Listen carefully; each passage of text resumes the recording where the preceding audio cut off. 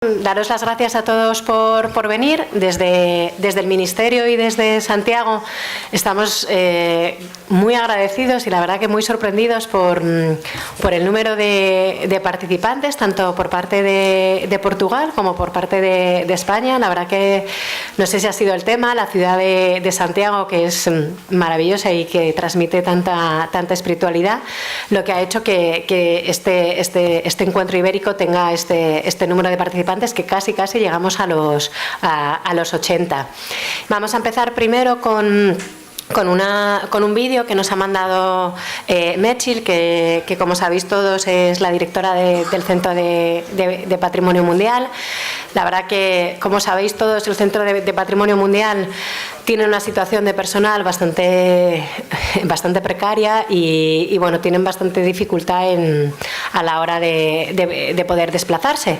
Pero afortunadamente, bueno, ella nos mira siempre con mucho cariño y nos pidió que si podíamos hacer una videopresentación suya, que es lo que en breve vamos a poner. Pero antes también os quería presentar a MARIE NOELLE, que viene del Centro de Patrimonio Mundial.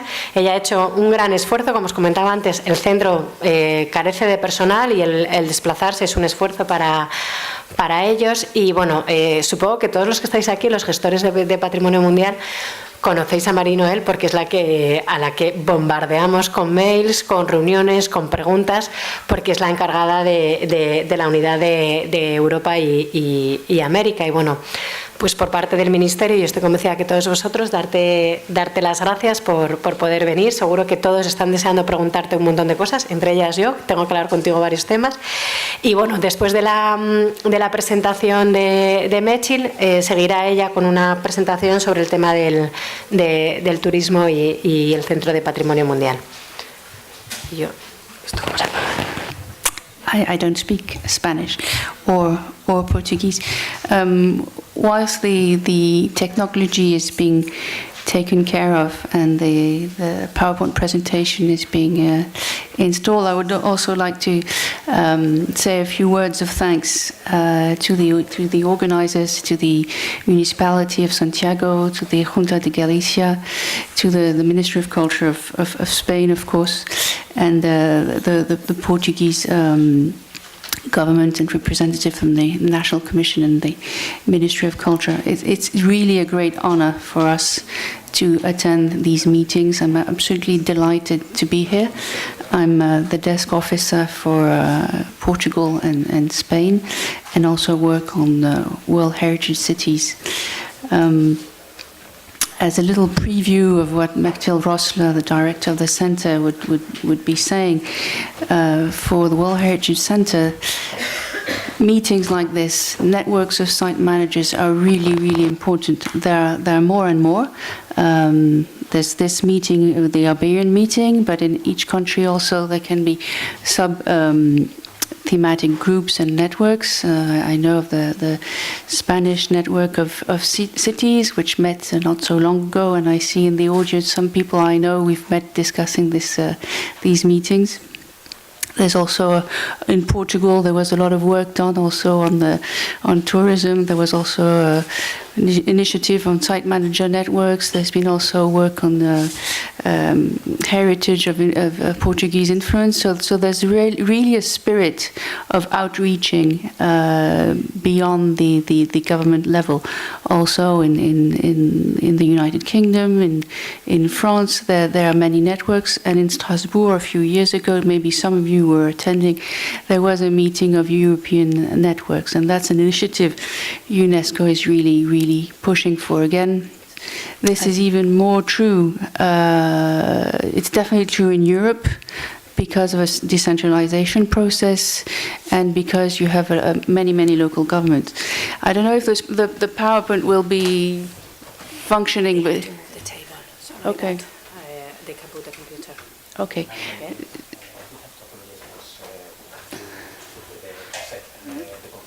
Okay. I don't speak Spanish or Portuguese. Whilst the technology is being taken care of, and the PowerPoint presentation is being installed. I would also like to say a few words of thanks to the organizers, to the municipality of Santiago, to the Junta de Galicia, to the Ministry of Culture of Spain, of course, and the Portuguese government and representative from the National Commission and the Ministry of Culture. It's really a great honor for us to attend these meetings. I'm absolutely delighted to be here. I'm the desk officer for Portugal and Spain, and also work on World Heritage Cities. As a little preview of what Mathilde Rossler, the director of the center, would be saying, for the World Heritage Center, meetings like this, networks of site managers are really, really important. There are more and more. There's this meeting, the Iberian meeting, but in each country also there can be thematic groups and networks. I know of the Spanish network of cities, which met not so long ago, and I see in the audience some people I know we've met discussing these meetings. There's also in Portugal there was a lot of work done also on tourism. There was also an initiative on site manager networks. There's been also work on the heritage of Portuguese influence. So there's really a spirit of outreaching beyond the government level. Also in the United Kingdom, in France, there are many networks, and in Strasbourg a few years ago, maybe some of you were attending, there was a meeting of European networks, and that's an initiative UNESCO is really pushing for. Again, as many at this table previously said, this is even more true. It's definitely true in Europe because of a decentralization process and because you have many local governments. I don't know if the PowerPoint will be at World Heritage from different angles. As you know, the convention, when it started, was really about threats, really identifying heritage, really addressing a post-World War world which was maybe going too fast in the developments. This is really what was the start of the convention. The World Heritage List is just a tool of the convention. It's not the core of the convention. One of my favorite articles is Article 5.1, which actually refers to looking at the use and function of heritage, which is again an issue that was addressed at this table by the main organizers of the meeting. Use and function of heritage, and for whom? Engaging communities with planning documents. So this was written in '72 as one of the core articles of the convention, and the introduction of the convention is again identifying heritage. So these are maybe the two pillars of the convention. It's also in the strategic objectives, what we call in our jargon, and you're probably very familiar with that, the 5 C's: credibility, communication, conservation, and also communities. Lately, we've been more and more addressing this issue. Recently, you know, there's been big debates in United Nations about integrating culture. Fortunately or unfortunately, culture is not a 4th pillar, but maybe it's more important to see it as a cross-cutting theme and issue. Culture can be everywhere, heritage can be everywhere as a driver. So again, the topic of this meeting, this encounters, will be on tourism, and again, many of the organizers have stressed the importance of striking the right balance. So again, is how do we consider heritage? Is it a value, a public good, or is it a commodity that is just being sold off? How can we look at planning? How do we look at policies? Maybe one of the main challenges is the economics, the financial aspect. In the West, let's say, in the larger Western world, we're pretty good at conservation of stones, conservation of landscape, even conservation of complex sites such as cities or wider landscape. But the difficulty is addressing this issue of social inclusion. Who is all this for? I mean, who are where are the people? How do they decide? Are they the ones which are being consulted on the value of heritage? Are they the ones which are being consulted on what we want to do of a territory, what we want to do of a city? So again, this is the main issue.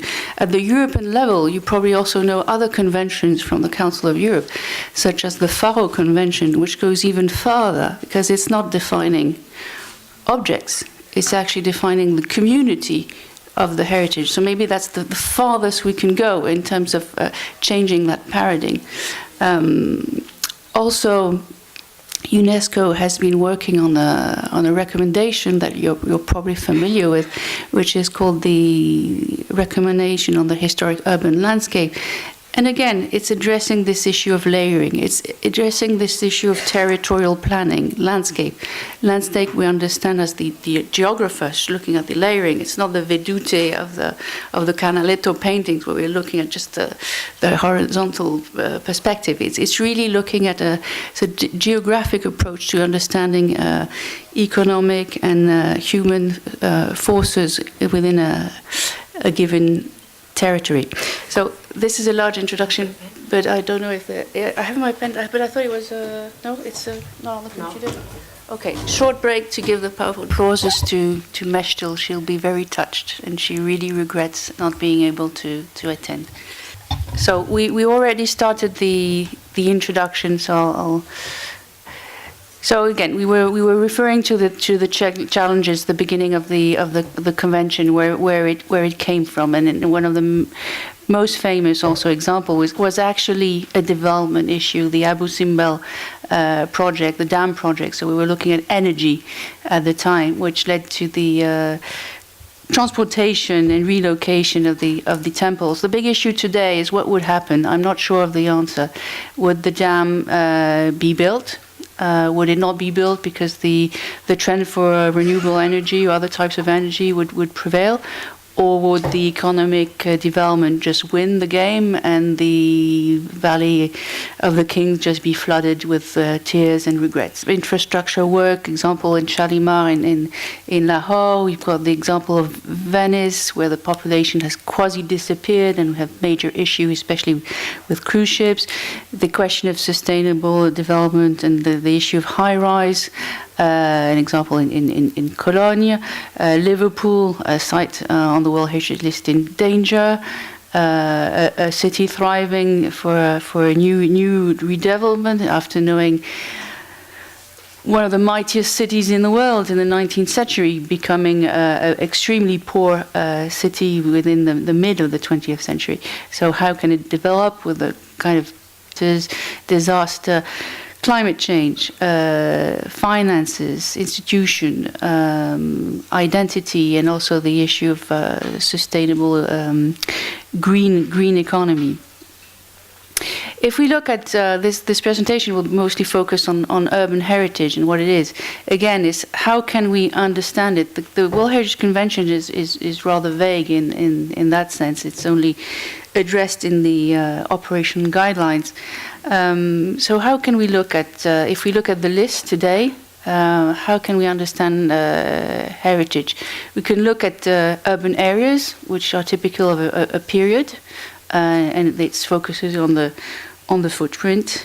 We can have something which is more focusing on the urban form. An example in Spain would be not necessarily listed for that, but an example would be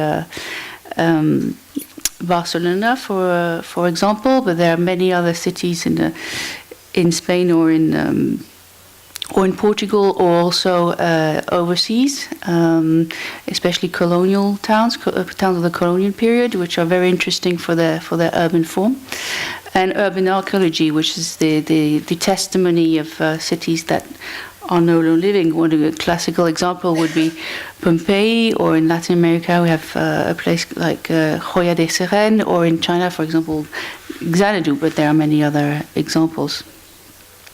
If we look at this question of identification, again, heritage is also a social construct. It's it's based on research, but it's also a choice. Examples from Paris. I didn't want to choose a city in either Portugal or Spain because I wouldn't have known which one to choose. So I took Paris as a more neutral case. So you have examples of the palace of the bishops, called the Palais de Sens, and this was a late medieval building. It's actually on the map. It's the early 20th century map gives an idea of the slums of Paris. So today, Le Marais is one of the best preserved neighborhoods of Paris, but in the early 20th century, it was considered as a slum, and all the areas in black were planned for destruction. So basically, the question was, how do you address the issue of that palace, which in the 19th century was converted to a small factory? Because it was the good thing with palaces is they have large rooms and high ceilings, so it's very practical to use as a factory. So that's what happened with that. Then it was identified as heritage, renovated. Today it's a public library specialized on heritage. And the issue was the little gentleman down there who's basically living in a very derelict apartment. He doesn't have he only has his umbrella to protect himself from rain. So again, this is a bit of a joke, but that was the issue in the mid 20th century. How do we look at historic city centers? Most of them became poor, and nobody wanted to live in them. Most people were living in the outer areas or living in the periphery. So that's where we come from. And in the 60s, it's actually often, at least in Europe, civil society who said no. And in Paris, it was associations who said no, we want to protect the heritage. In Lyon, it was local people who said, no, we don't want a freeway cutting through the old city center. In Bologna, the municipality, who was left municipality, actually engaged in a really important renewal program for housing, a social housing city center. Same thing in Bruges, same thing in Montreal. So there was a trend in the 60s to look at historic centers as a potential, something to care for and renew, and a reflection on the function. Again, still at the larger scale, you're probably familiar with Le Corbusier Plan Voisin, who at that time proposed to, again, address the slum eradication issue. He wasn't that crazy, but that was a provocative plan to also say we can't decently let people live in slums today with the level of wealth we have and the technical potential. So he said, keep the monuments, destroy the slums, and let's build something new. Thanks God that didn't happen, and Paris is still preserved. But it's the idea. And next to it, you have a plan of a map of the bigger Paris. Why should we only concentrate on the heritage within Paris, which is very small? It's 10 kilometers by 12. It's ridiculously small. What happens in the region, in the greater Paris? If we look at heritage as something, as a driver, also as a force, we can look at the protection. Some people will say, oh, but that's annoying because all the protection is preventing us from developing. Two ways of seeing things. On the contrary, protection can also be a clear guideline, a framework that allows to know what can be done, what can't be done, and that also saves money and time. So when you know the rules. In the UK, for example, there's a very piecemeal approach where projects have to be analysed case by case, and basically the government has no real power to have a more holistic planning mechanism.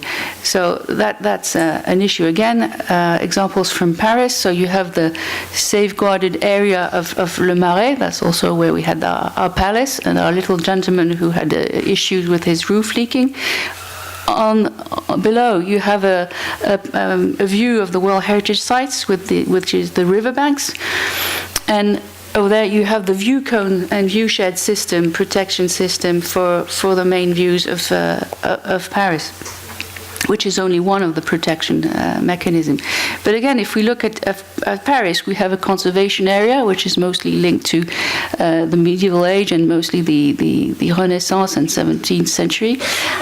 We have a World Heritage Site, which addresses the issue of the story of Paris as a riverine city, a commercial city, but it doesn't at all address one of the main features of Paris, which is its urban form and the Haussmannian period, which is also extremely important and may seem a little strange not to consider. So again, the way we look at heritage tends to evolve and change within time. We were looking at, also addressed this morning in the presentation, how heritage can be a burden, but heritage can also be, again, this idea of a driver, a potential. You have an example still in the Marais area of a building and an infill. This infill was recently filled with a modern building, so an attempt to integrate contemporary architecture within a historic fabric, and this is actually social housing. So it doesn't actually need to be only five-star hotels or more commercial-oriented practices, though again tourism should not be shut down or private initiative not shut down, but again it's a question of balance. On the other slide is not within the World Heritage Site but by the riverbank. It's a former industrial area which was transformed, and again the rationale here in Paris was to keep the buildings rather low, to use the Haussmann grid, reuse some of the factories and transform them into universities. So there's a new university campus there. So that's again an example where one can keep the buildings, have a reflection on the form and the use, but also use heritage models of patterns as something that can be reused today. That can also be true for building materials. In some places there's a tradition of building with stone, there's a tradition of building with earth architecture. Again, how can it be used today? It's not just preserving, but using the lessons from the past as something proactive and sustainable for today. One of the main issues today is that labor is cheap, building materials are extremely expensive, and we're really in a disconnect with what is available locally and an economy of building. And that's a tough agenda to fight against, but that is also one of the reasons, one of the issues that needs to be addressed. It's, again, the financial, the economical components which go beyond cultural affairs. World Heritage Cities, it's more than half of the sites on the World Heritage list. When we look at the World Heritage sites, and we did a study end of 2015, we've looked at it in the terms of human settlements, and the result of that is that we have more than 1,600 human settlements, meaning that, again, if you look at the World Heritage sites, you have different ways. It's not only one city or one site in a city, but it can be a transnational or serial site. So with these patterns, we see that many communities or governments are involved in managing these sites. That's the figures for the World Heritage sites. The Article 5 I was referring to, which is inviting to look at the function of heritage and adopt general policies, and the function and the life of the community, that's important. This led, conservation issues related to historic cities or urban environment led to UNESCO to reflect on new tools, and that led to the recommendation on the historic urban landscape. It was based on an important body of recommendations already existing that you probably already know. We talked about the Convention of Faro. The director of Heritage referred also to the 1992 Rio meeting. So there were lots of meetings also addressing heritage, but also sustainable development. The recommendation is one of the first instruments UNESCO developed in 35 years on the historic environment, and it's a soft law, so it's not committing. It's interesting to see that it was adopted at the same time the Valletta principles by ICOMOS were adopted, and the ICOMOS declaration in 2011 on sustainable development and heritage. The recommendation is focusing on an integrating approach. It's not to promote facadism. As I said earlier, it's about landscapes and territories and looking at cultural diversity, which is what McDill was referring to, looking at intangible heritage also. If you read the definition, you'll see it looks at the layering. I'll sort of pass quickly through these slides. You can access the convention on the recommendation on the UNESCO World Heritage Site. And we can probably print the presentation and share it with you if you wish. The whole idea of the recommendation is looking at a comprehensive mapping, reaching a consensus of values, assess the socioeconomic assets, and also consider climate change, develop city visions, strategic, sustainable goals for cities, prioritize policies, and establish partnerships. So not just the private sector, not just the public sector. Again, a quote that is still much true today by the former UN Secretary. Too many well-intended development programs have failed because they did not take cultural settings into account. Development has not always focused enough on people, and to mobilize people, we need to understand and embrace their culture. This means encouraging dialogue, listening to individual voices, and ensuring that culture and human rights inform the new courses for sustainable development. This is also true more and more with development banks, which are looking at culture, and maybe they look at it from the perspective of lawyers, because they have cases and lawsuits because they have issues with indigenous people, rights of land, prior consent, chance findings in archaeology. But again, even development banks are thinking, well, actually, culture can be an asset. We referred to also previously this morning on the Sustainable Development Goals adopted by the UN. So that was to replace the former goals which were adopted in 2000. So this issue, there's not a fourth pillar, but culture is a cross-cutting issue. Heritage is in Goal 11, and it's even in Goal 11.4, which targets strengthened culture and natural health worldwide. It's not focusing on the World Heritage Convention, but again, you see there's a new way of approaching culture and heritage, and it's again not just about preservation, but it's also taking it as an asset.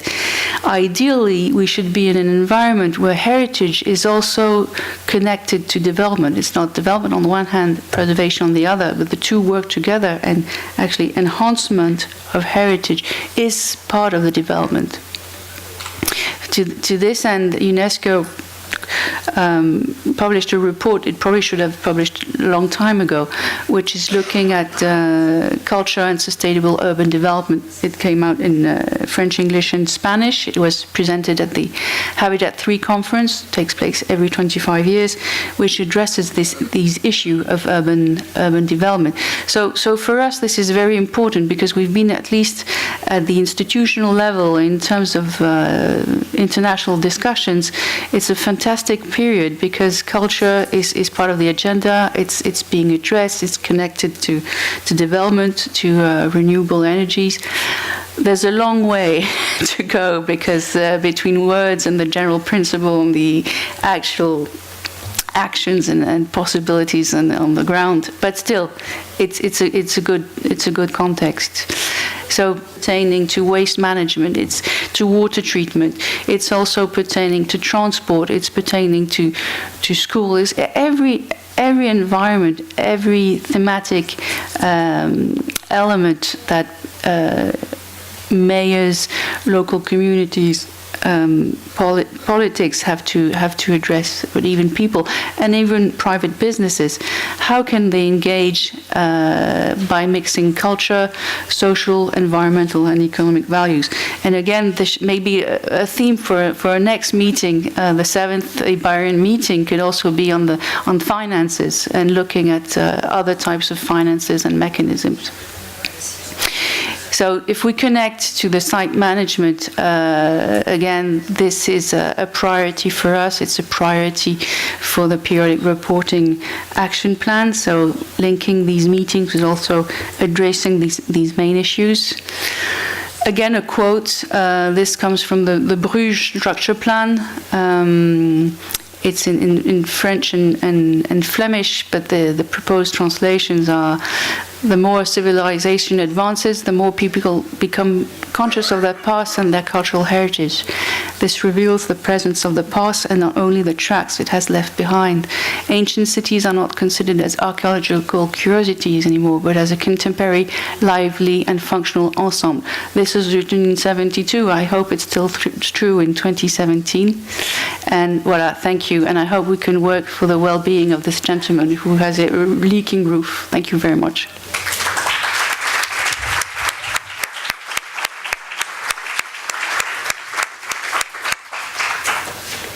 Desarrollo de los sitios y ciudades patrimonio mundial. La verdad que, bueno, mucho trabajo por hacer, ¿no? Y luego centrándonos en Hábitat 3, que la verdad que es un buen documento de análisis, ¿no?